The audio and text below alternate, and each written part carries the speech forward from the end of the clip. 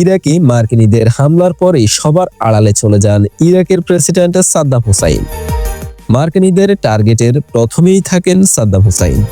মার্কিন সৈন্যরা ইরাকে ঢুকেই সেনাবাহিনী এবং সাধারণ মানুষকে জিজ্ঞেস করেন সাদ্দাম কোথায় আছে, কিন্তু ইরাকের কেউই তার সন্ধান দিতে পারেনি। মার্কিন সৈন্যরা সাদ্দাম হুসাইনকে খুঁজতে গিয়ে একে একে 12 বার ব্যর্থ হন, কিন্তু এরপর খুঁজতে খুঁজতে তারা সাদ্দাম হুসাইনের নিরাপত্তারক্ষী ইব্রাহিম ওমরকে পেয়ে যান।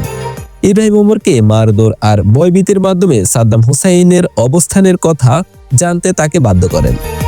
সাদ্দাম হুসাইন একটি ঘরের ভিতরে 20 ফুট গভীর একটি গর্ত করে সেখানে লুকিয়ে থাকতেন।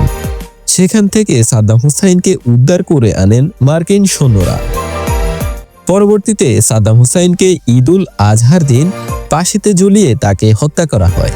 প্রিয় দর্শক, আজ এ পর্যন্ত। ফিরবো আবারও নতুন কোনো প্রতিবেদন নিয়ে। সে পর্যন্ত চোখ রাখুন। ধন্যবাদ সবাইকে।